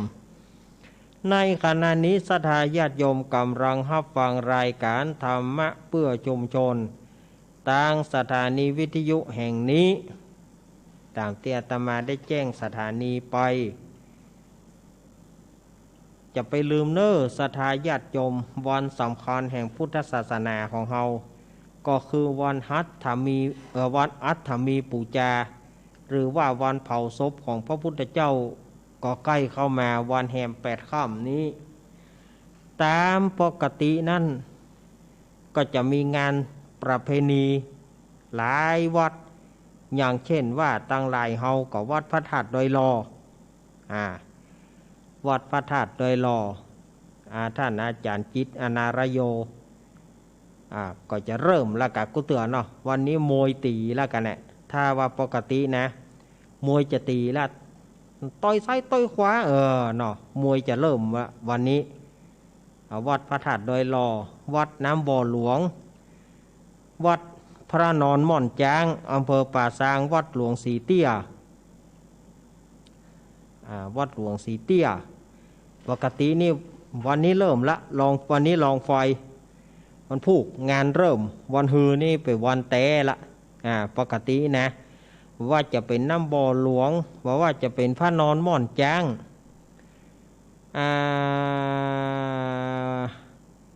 วัดหลวงสีเตี้ยนี่เพื่อจะกวมกันตามกุเตือนนี่นะแต่ปีนี้ประกอบคงมีการจัดภายในเนาะมีการจัดการภายในปีนี้เปิ้นก็บอกกันเลิกละเพราะว่าสถานการณ์โรคโควิดมันยังบ่เสี่ยงเปิ้นละครบ14 วันอยู่ตั้งได้รอกับอันนั้นเปิ้นเป็นโควิดเปิ้นเป็นฮั่นเจ้าบ้านเปิ้นเป็นถ้าปกตินี่งานเปิ้นจะเริ่มวันนี้ละงานเปิ้นจะเริ่มวันนี้ตามกุเตือนี่เมื่อก่อนอาตมามาบักขาดไปพระนอนม่อนจ้างโพสน้ำบ่อหลวงสัปตองวะนะโพสน้ำบ่อหลวงแล้วปิกมาโดยหล่อสุดท้ายกับปิกมาสีเตี้ย แต่ว่าปีนี้สถานการณ์โควิด-19 มันบ่เอื้ออำนวยเนาะสถานญาติโยมฉะนั้นก็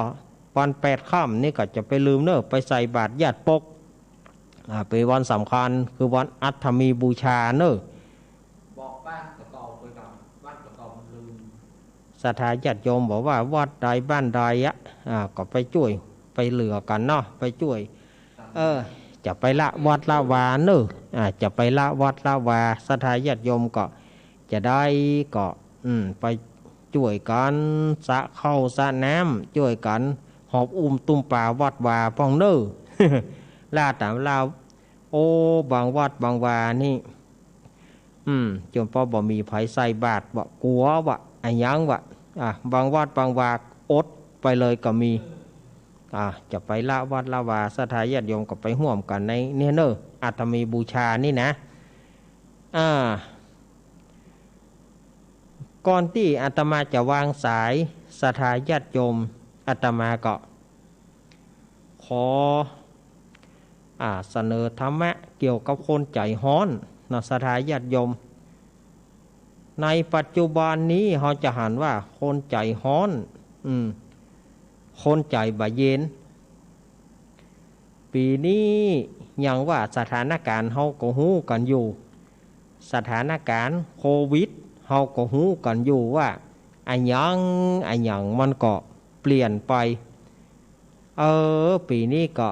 มีญาติโยมมาถามอาตมามาอู้กันท่านอาจารย์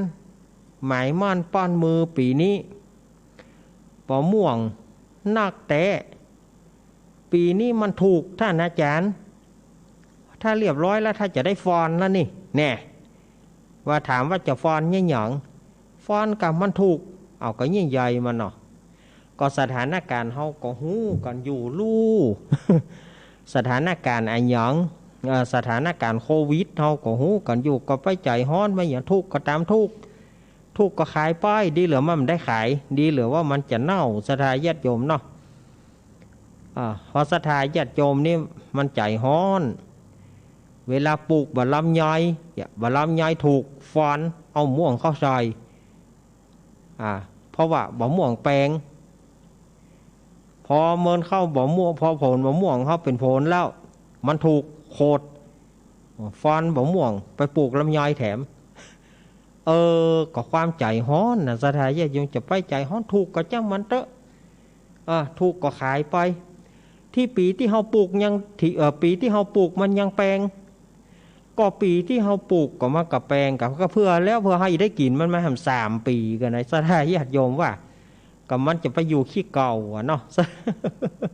มันจะไปอยู่ขี้เก่าสถานญาติโยมอันนี้ก็จะไปใจฮ้อนลำเจนเนาะสถานญาติโยมเฮาก็ฮู้กันอยู่ว่าอันหยังเป็นอันหยังก็ดีกับว่ามันได้ขายกิโลเท่าใดก็มันได้ขายก็ลูกถ้าญาติโยมจะเอาแป้งแผ่นก็จะต้องแปะว่ากินก็กินบ่แปะเอามาแป้งแผ่นก็กินบ่แปะเอาอย่างใดก็บ่แปะก็จำเป็นต้องขายบ่ขายมันก็เน่าสถานญาติโยมเปียงไหนก็เปียงอ่านนะสถานญาติโยมเฮ้ยเฮาฮู้กันอยู่มันถ้าว่าจะไปใจฮ้อนมันลำเจนเนาะเนี่ยคนเฮาใจฮ้อนลำไปเบื่อก็โคตรทึบฟ้าเบื่อก็โคตรทึบฝนเนี่ยคนเฮานี่มันตึกๆตีมานั่นเนาะนี่หยังไปเอาเปิ่นไปพาดพิงเปิ่นหยังศรัทธาญาติโยมพ่องมันใจฮ้อนแล้วไป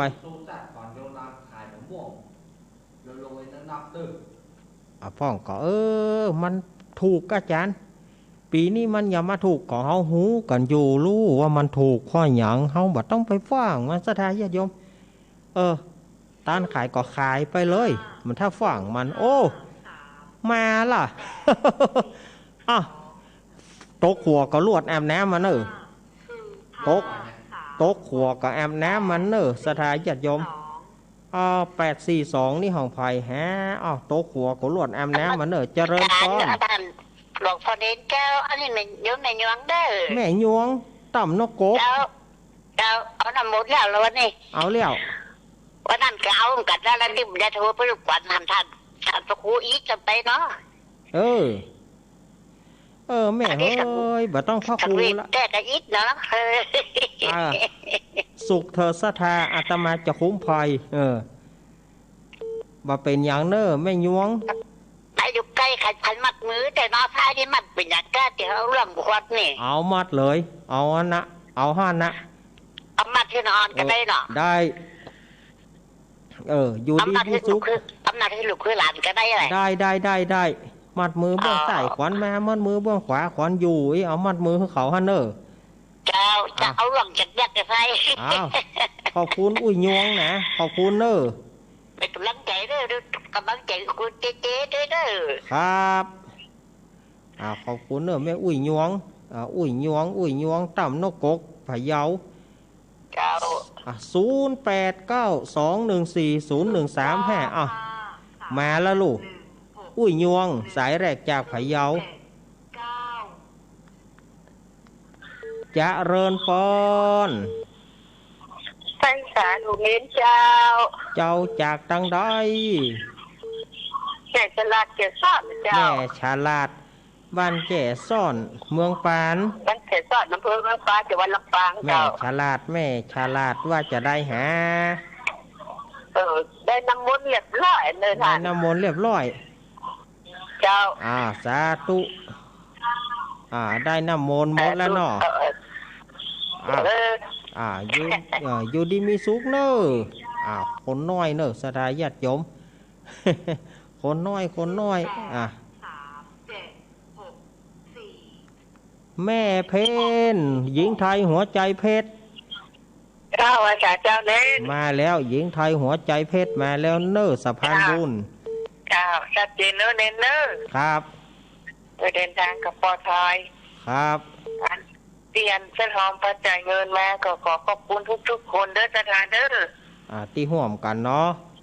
เจ้าก็140 บาทเนาะโอ้อนุโมทนาเจ้าอนุโมทนาแม่เพนสะพานบุญเจ้าเดินทางปลอดภัยเด้อจะเกียรติเด้อใจเจ๊ได้น้ำมนต์หมดได้เด้อได้น้ำมนต์หมดแล้วเนาะเจ้าหญิงไทยหัวใจเพชรมาละพะเยาลำปางลำพูนพะเยาลำปางลำพูนปัดเท่าเจริญปอน อยากไหว้พระเจ้าลูกเน้นเป็นมาลัยบ้านสะพานงามอำเภอเรืองคำใต้จังหวัดพะเยาเจ้าวันนี้ลวดไปพะเยาปุ่นเลย เจ้า ไปทัวร์พะเยาออนทัวร์พะเยาเนอแม่มาลายวันนี้ได้น้ำมนต์เอาน้ำมนต์เน้นลูกหัวลูกหน้ามดใส่ไว้เนี่ยเนาะมดใส่ไว้เนี่ยป่นเคาะโศกโรคภัยมีสุขกันนี่เนาะอยู่ดีมีสุขไม่เจ็บไม่จนเจ้าอยู่ดีมีสุขแล้วนะแม่มาลัยนะเจ้าเป็นกำลังใจให้ลูกเน้นเนอตามไว้ตาเจ้าคนน้อยคนน้อยแม่จะเริญปอนจากไว้ตาเจ้าท่านจะไม่ว่าแม่พลอยไม่พลอยได้น้ำมนต์เจ้าได้น้ำมนต์เหมือนกันสีถ้อยแฝงได้หมดแล้วเจ้าได้เรียบร้อยหมดแล้วเจ้าเรียบร้อยแล้วเนาะนะฝ้ายนะก็เอามัดมือลูกมือหลานก็ได้ลูกหลานไม่เอี่ยวเอาฝ้ายนั่นนะเนอแม่พลอยก็ตะกี้ก็ขอบคุณเนอที่โทรมาเป็นกำลังใจเมื่อหัวทีขอบคุณนักอยู่ดีมีสุขเนอแม่พลอยเนอเจ้าขอบคุณเจ้าขอบคุณมาศรัทธาญาติโยมครับแม่พลอยสีถ้วยพะเยามา0892140135มาเลยเจริญปอนครับกราบนมัสการครับโอ้มาละคำอ้ายเฮามาแล้วครับขออนุญาตนะครับเนาะว่าไปผมขอไม่เกี่ยวเขาหาผมนะไม่เกี่ยวบ้านน้องอ้อนะไม่เกี่ยวหนองอ้อครับอันนี้ก็ไทยได้ก็ท่านนี่คือแกโทรหาเขาก็ได้ยินดีเดี๋ยวผมจะโทรหาหลังไม้ก็ได้นะครับเนาะยินดีอันคำอ้ายเนอผมเขาได้อันนี่ย่างของเขาวนมาได้ย่างของเขาครับถ้าจะได้ก็ติดต่อกันเอาเองเนอครับอันนี้ผมจะฝากข้าวนี่นะเบอร์ใหม่ผมนะครับแล้วเบอร์ที่ผมมาแจ้งนะผมใจมันอันนี้มาได้แจ้งสำรองมาได้ครับเบอร์คือเต็มมากตามเบอร์อย่างเบอร์หน่อยยินดีเนอครับถ้าอันใดถ้าอย่างอี้นี่บัดต้องเอาออกอากาศเนอะเจริญปอนติดแล้วจากตั้งได้อย่างตรงน่ะหั่นเอาเลี้ยวมา0892140135เจริญปอนโอ้ยังน่ะไปก็เข็มเบิร์ดนึงพี่สมัยไปก็เข็มอันนึงแต่ว่านี่มันติดหน้ากะ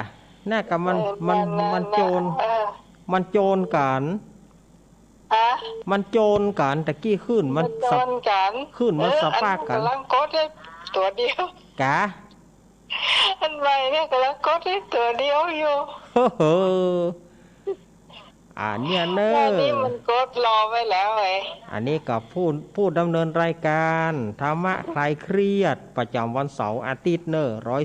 104.50ปีพิสมัยเนี่ยก็สถานญาติโยมได้ฟังกันแล้วเนอ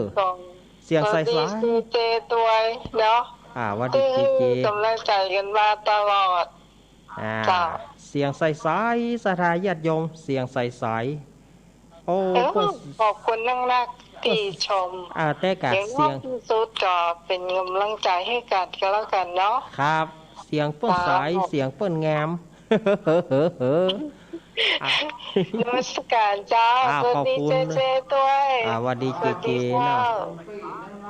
ครับ ข้าวแรงเข้าไปยังก็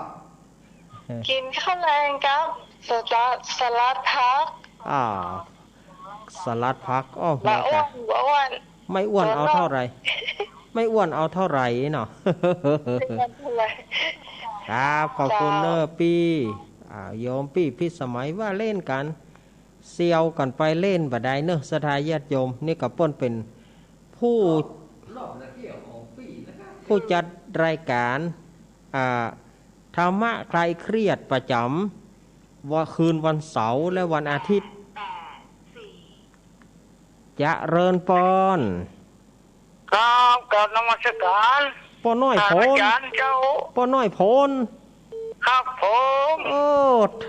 วันนี้นี่มาวันนี้ติดแล้วเนาะเห็นไหมครับวันนี้ติดแล้วเนาะครับติดแล้วก็เล็ดดึงเกียร์ดึงตันเขาบัตตานเนาะนี่ค่ะรอบแรกติดแต่รถไม่ยาเทวดานักครับเทวดาดีใจเด้ออาจารย์ครับดีใจได้ฟังธรรมะที่บ่ได้นี่จะกรรมที่บ่ได้น้ำมนต์บ่ได้หยังจะกรรมมันมออย่างหูนี่มอเนี่ยกินเนี่ยพบอย่างหูนี่ว่าเป็นหยังวันอังคารหน้ายังว่าไปอยู่กันหน้าก็เนาะการหน้าจะว่าไปอยู่มันจะมีกู้การว่าย่างเลยกินโควิดบ่รุดบ่ถอยบ่ต้องย่างเลยครับนั่นนะกะขอบคุณเนอะสุขเถิดศรัทธาอาตมาจะคุ้มภัย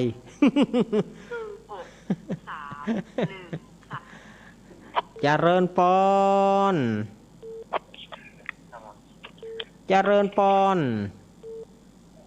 ติดแล้ว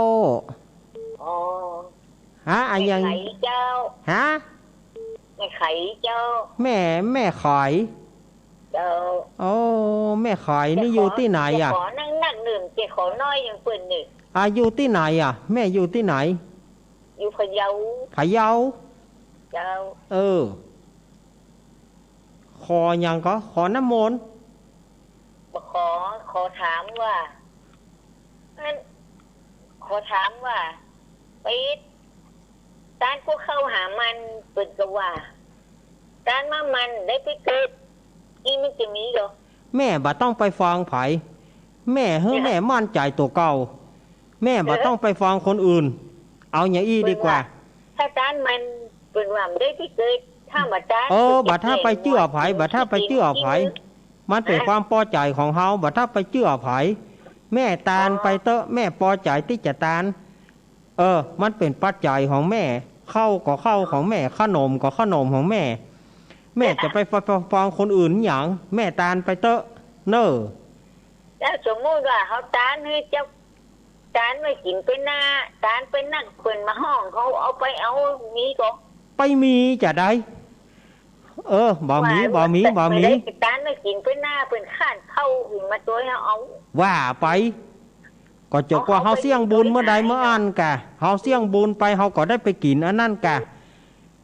แม่จะไปฟังคนอื่นแม่ให้มั่นใจตัวเก่าบ่ต้องไปฟังคนอื่นเอาอีกก็แล้วกันเนาะจะไปฟังคนอื่นหยังเปิ้นบ่จะไม่กินไปหน้ากับเปิ้นว่าข้านเข้าตัวเจ้ามาก่อนมันสมมุติกันว่าบ่ได้แม่บ่ทันไปฟังเปิ้นเน้อตาลไปเตอะอาตมาถึงว่าอย่างนี้เนอะถ้าฝ่ายถามอาตมานี่นะแล้วอาตมาตอบไปแล้วจะไปโคดอาตมาจะว่าแต่นั่นนะบ้านก็บ่ได้เปิ้นมันเป็นปัญหาอมตะนิรันดร์การเนาะเจริญปอนกะไว้สาเจ้าวันนี้ฟังอยู่เนอะแม่สายทองเจ้าได้สุด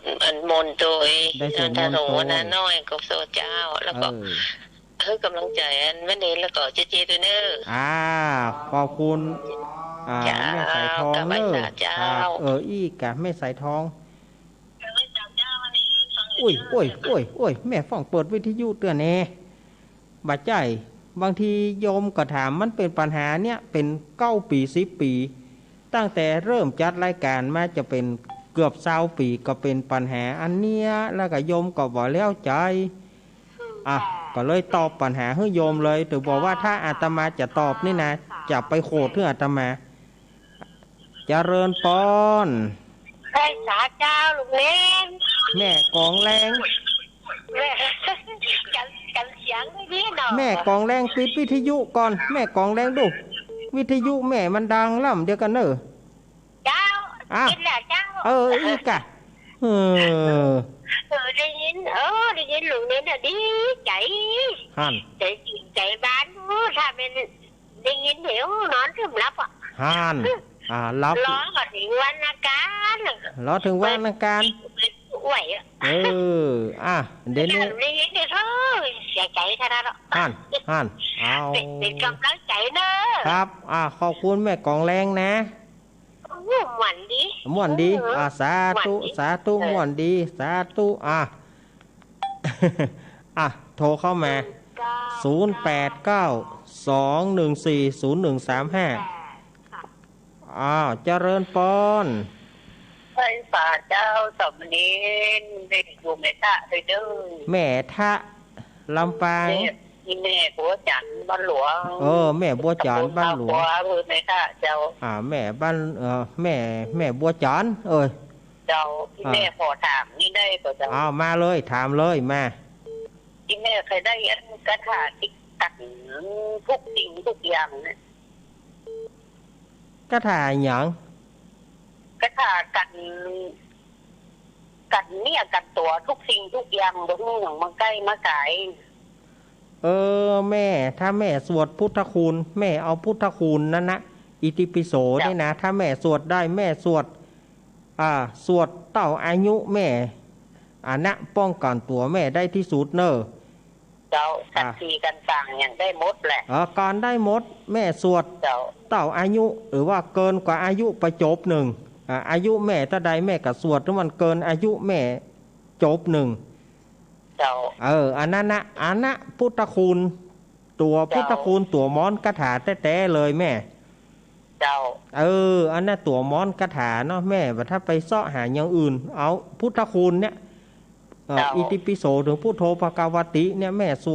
วดไปว่าไปเกินกว่าอายุเขาจบหนึ่งอันนี้แหละอิติปิโสอย่างก่อนอิติปิโสภควาอรหังสัมมาเนี่ยกะ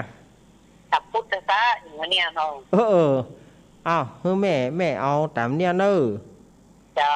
ขอบคุณเรื่องกระท่องกระถานี่นะสถาญาติโยมอาตมาก็ถ้าบัดจำเป็นอาตมาจะบอกเพราะว่าบางอย่างมันเป็นดาบสองคมบางพ่องก็ว่าดีนะเอาไว้สืบไปหน้าบางพ่องเปิ้นก็บ่ชอบพอเปิ้นบ่ชอบมาเปิ้นก็ว่ากันท่านั้นท่านี้มันบ่ม่วนเนาะเจริญปอนเจริญจากทางใดเนี่ยลูกเนนครับแม่วิไลพรหมโลกอยู่ดอกคำใต้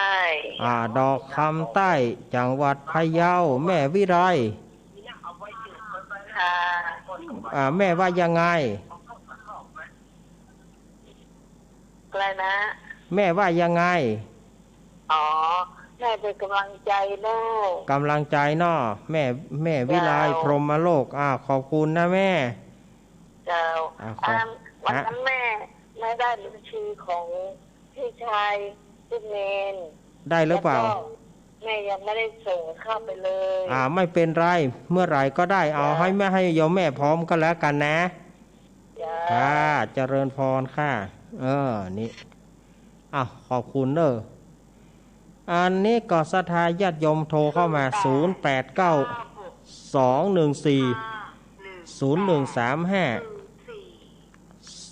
804นี่มาจากไหนเจริญปอนแม่สายแม่เกี้ยวแม่เกี้ยวตะกี้พี่ไอ้คำไอ้ถามหาหนึ่งอัน พื่อปันติดต่อมาแล้วโทรติอันเบอร์ที่แม่โทรไปหาลูกนี้เนี่ยติดต่อมาแล้ว0896651804เนี่ย089เนาะ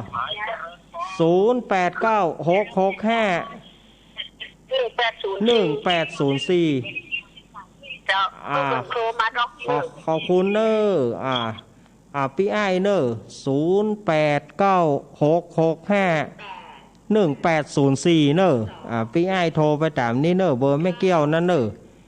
ร้องอ้อเนาะหนองอ้อเจริญปอนเจ้ากับว่าสาเจ้าเน้นนะทุกเกี้ยวศิลปรสิทธิ์ตะกี้แม่เกี้ยวแม่สายอันนี้มาแถมเกี้ยวละอันนี้มาแถมเกี้ยวละเจ้าอันนี้มาแถมเกี้ยวละอันนี้เกี้ยวสีเตี้ย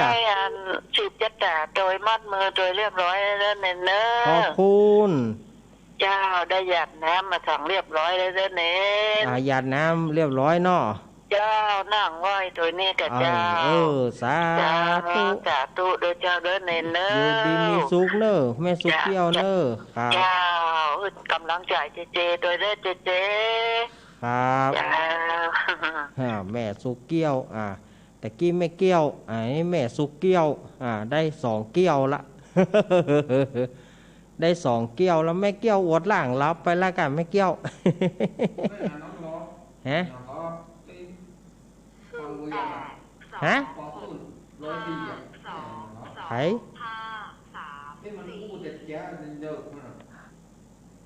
อันนี้พายอุ้ยอวนตึงบอกอุ้ยอวนลักฟังอยู่เนาะลักฟังอยู่ว่าลองพูดพอมันจะได้มาได้เนี่ยก็เท่าได้อีกแจงที่ข้างละกันได้อยู่อุ้ยอวนได้อยู่วันนี้พอดีว่ามันบอกให้แน่นหนาต่อใดวันนี้ก็พอดีเนาะฝนตกก่อนตะกี้ฝนตกก่อนบ่มีกะฮ้อนเนาะโดยวันนั้นวันเดียว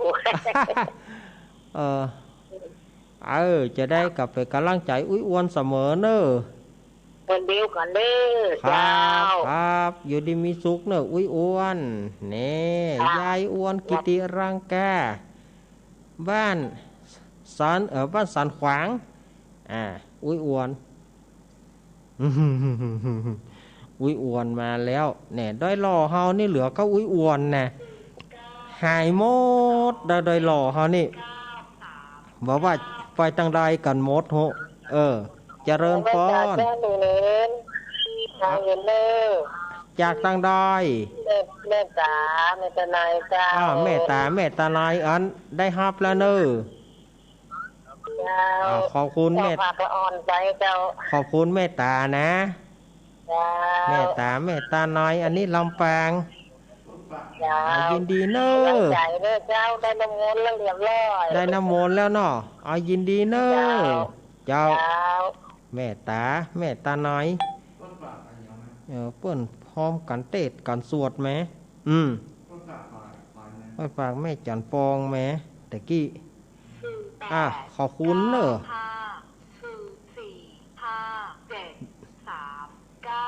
5739นี่จากทางใดเจริญพรไม่เจ้าเถอะตั้นมันจะโทรเขาให้หัวยังเดียวกันจากทางใดจังไห้เจ้าจังไห้เจ้าบ้านหยางแม่บ้านปารันทำบุญพ่อแม่สวยเจ้าแม่สวยแม่หยังฮะแม่ชัยวงเจ้าแม่คุณทำมาตั้งเปิดไม่เป็นลูกล่าพ่อแด่เจ๊จังหวัดตั้มตัวรู้แม่วัดมือได้น้ำมนต์เรียบร้อยได้แล้วเนาะเจ้าได้มาหลายอย่างได้กันนั่งอย่างเนาะยังไอ้กระถาหักเกลือด้วยเจ้ากระถาพังเกลือเจ้าตัดลุ้มแหละเจ้าตัดลุ้มแหละปีหน้าพวกเนอะเดือน6ออกค่ำปีหน้าพวกเนอะก็ใจนะไปใจข้ามเพื่อเนอะอ้าวยินดีแม่นะ ก็ทาฟองเกลือแล้วยามได้ก็เป็นฟองเกลือหมดเนอะมันจะเวลาก็นะ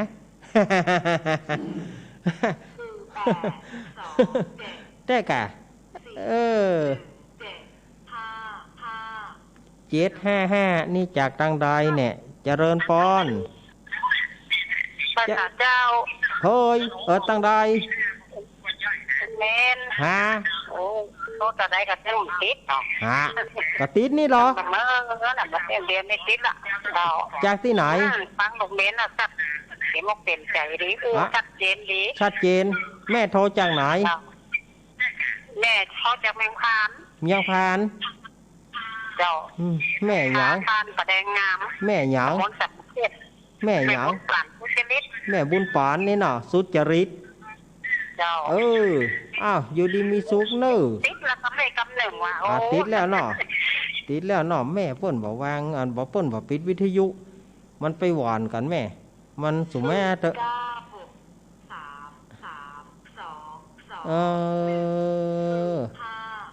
อันนี้กัน105แม่เจริญปอนมาประจานเจ้ายายพรล้องัวแดงสั่นกำแพงเจียงใหม่ว่าได้เจ้านี่มาบัดกันได้แล้วบาตานเตื้อยายพรฟังจะมา8 โมงแล้วนะฟังแต่มา8 โมงแล้วจ้าอีกะนักฟังแต่น่ะยายพรนี่ยายฟังงานเชิญโน้นจบคิดอย่างนั้นว่ามัดดีอ่ะมัดมือตัวน้ำมนต์ดีอ่ะน้ำมนต์ตัวได้ถึงมัดมือได้ถึงน้ำมนต์ยายพรเนี่ยเนอะยายพรก็อายุมั่นขวัญยืนเนอะยายพรเนอะอายุมั่นขวัญยืนคนน้อยขอบคุณยายพรเนอะก็จริงนี่อยากถ้าว่าเวลาปอจะให้ยายพรอ่านก่อนเหมือนกันมันเวลามันปอละมีอยู่ก็มา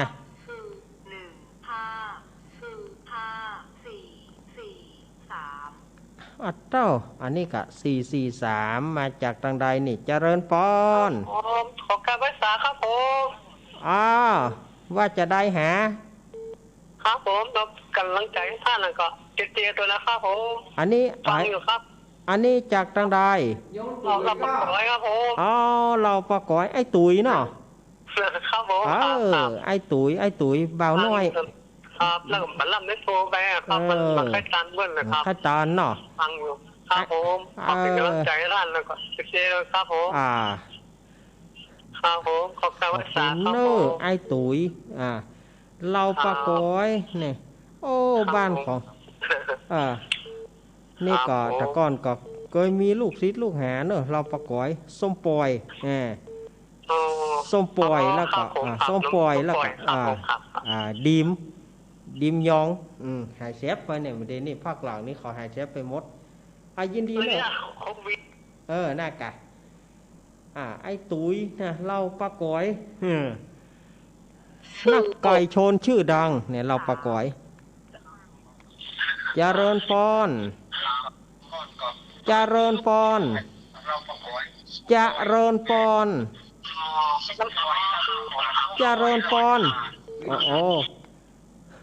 ไม่ไหวเสียแล้วนะคุณไม่ปิดวิทยุโยม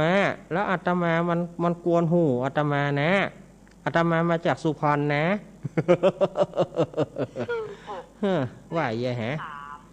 หลวงพ่อนิพนธ์หายแสบหลวงพ่อนิพนธ์เจริญพรนมัสการเจ้าจากทางใดมาบ้านไผ่สีทองเจ้าแม่สมหวังอินมงคลเจ้าบ้านไผ่สีทองนี่อยู่ที่ไหนเนี่ยแม่อยู่อำเภอจูนเพื่อนเจ้าจูนพะเยาเจ้าแม่ว่าจะได้อำเภอจูนแม่สมหวังอินมงคลบ้านไผ่สีทองตำบลหงหินเจ้าบ้าน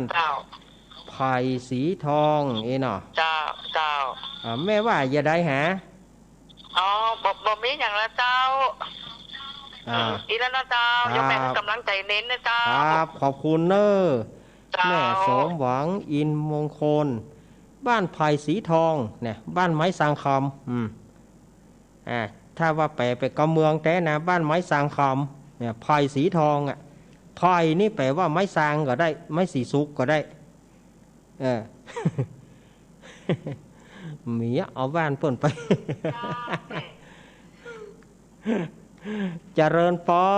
รเจ้าแต่ว่าเจ้าพระอาจารย์เนลาจากตั้งดอย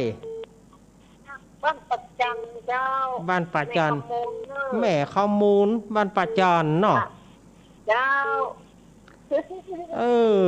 ฟังอาจารย์นึงวันนี้เจ้าห่านนะ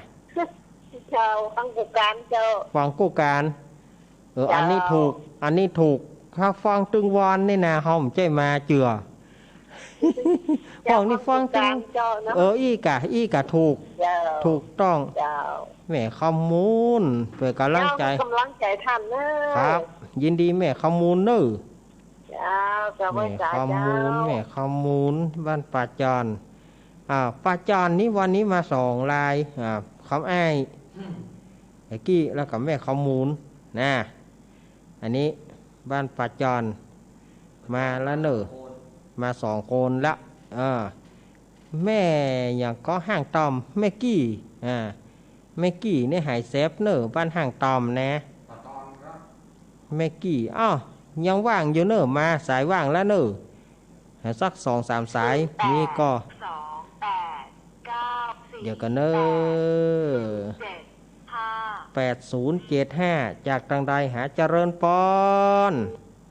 ไปช้าเจ้าแม่ฟองเจ้าแม่มาแล้วเนอะแม่ฟองระอเพิ่นทำบุญมาตะกี้ว่าขออุทิศหาป้อสีมูลแม่ปอนจัดสมได้ผลบุญไปที่เรียบร้อยเนอะแม่ฟองเจ้าหยัดน้ำเรียบร้อยเลี้ยวใจฮอให้ลูกสาวมัดมือได้ลูกสาวมัดมือเนาะให้หนีดีมาจะเก็บไปเนอะครับให้หนีดีมาเนอะอยู่ดีมีชุกครับแม่ฟองเนอะครับขอบคุณเนอะแม่ฟองปงดอนเจ้โฮมลำปางลำปางพะเยาสถาญาติโยมอาตมาตึงเชื่อกำลังใจของสถาญาติโยมนี่นะ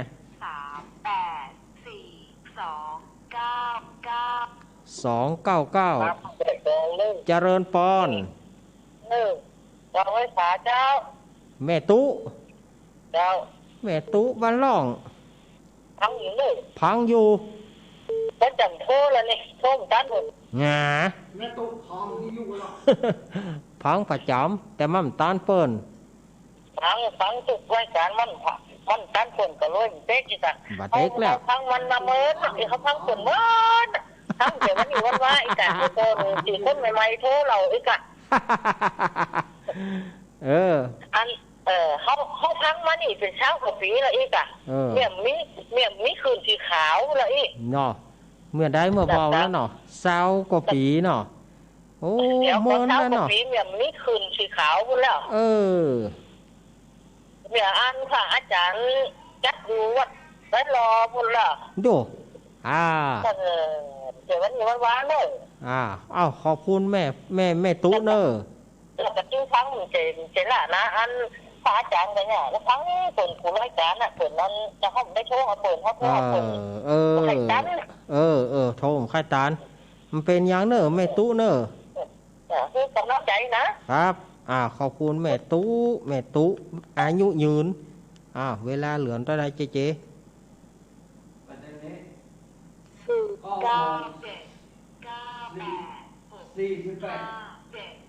48ยังเหลือ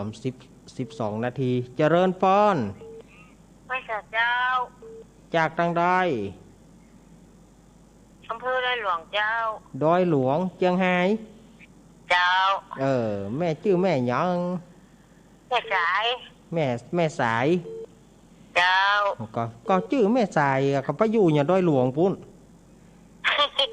อยู่อำเภอเจ้าก็อยู่แม่สายชื่ออย่างแม่สายอำเภอกันเดี ดียวอำเภอด้วยหลวงอ่ะว่าเล่นมาได้เนอะว่าเล่นเอาม่วนมาได้เนอะเจ้าว่าเล่นก็เอากำลังใจให้ลูกเน้นเลยเจ้าครับขอบคุณแม่สายเนอะเจ้าแม่เอากำลังใจให้ลูกเน้นมาได้ครับขอบคุณเน้นบอกครับขอบคุณเนอะเจ้าขอบคุณแม่ศรัทธาญาติโยมก็ยังเหลือเวลาแหมพอดีอยู่โทรเข้ามาศรัทธาญาติโยม089-214-0135น้องวิวนี่เพื่อจัดโทรมาตี 4วุ่น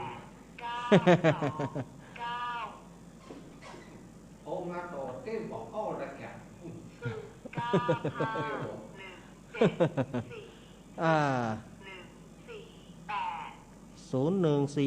0148จากทางใดหาเจริญปอนฮะสุแปะบ้านสุแปะแม่ปอนสุแปะแม่ชื่ออย่างก็แม่ปอนแม่ปอนบ้านสุแปะจอมตองบ้านสุแปะจอมตองบ้านจอมตองสุแปะจอมตองโอ้แกนักติดว่ามาตานกดบัตรตานเปี้ยนฮะมกดประกันนี่กะว่าเป็นอย่างนั้นอย่าได้กาติดแล้วแม่ปานตลอดนะเนาะฟังตลอดเนาะขอบคุณแม่ปานเนอะมาได้ฟังลูกนี้โอ้น้ำไปรับเลยแหมแล้วเฮานี่ไทยไปยานอนรับเพื่อนศรัทธาญาติโยมเนาะอยู่ดีมีสุขเนอะแม่ปอนอันนี้เพิ่นอยู่บ้านซบแปะบ่ใจบ้านแปะนะไปซบแปะมันมีหลายที่หรอบ้านแปะซบแปะมันมีหลายบ้านต่างพูนนะป้อหมอเสียงรอมาแล้วเนอะใครจะโทรมาหาป้อมเจริญปอนไปสาเจ้าลุงเน้นจากตั้งได้แม่เจนจิราบ้านปินเจ้าแม่เจนจิราบ้านปินเจ้าไปธนาคารหมู่บ้านกำมาวัดตันละก้าป้อมได้ยินอย่างนั้นจะกำมากันได้ยินเปิดสายละตานอยู่เนาะตานอยู่เจ้าไปพูนกระจายติดออกนอกก็มาแล้วสักทีน่าแต่มันไปกันไปกำมาถึงห่วงพะวงหลังเลยครับเนี่ยมายังตันอยู่ใจดีขนาดอะไรนี่ละใจดีมุ่งแล้วเนาะใจดีมุ่งเนาะติดแล้วบ่อยเนาะมาตานอยู่แล้วมาพอดีกระโถติดง่ายตัวแน่มาได้ยินปุ๊บจุบใจเพราะว่าคืนนี้สายมันบัดทีคืนนี้สายบัดทีมาเมืองกุเตื้อเนาะยินดีแม่เจนจิราเนอร์ครับขอบคุณแม่ศรัทธาญาติโยมแม่จะห้าแผ่น2 สายได้เนอร์5 แผ่น2 สายแม่8 4 3 7จะเริญปอนตรงนี้นี่จ้าไม่คำสั่นขวางไม่ใจสิซอยจ้าสั่นขวางมาละตึงฝ่ายแดงฝ่ายน้ำเงินฝ่ายแดงมาตะกี้ละ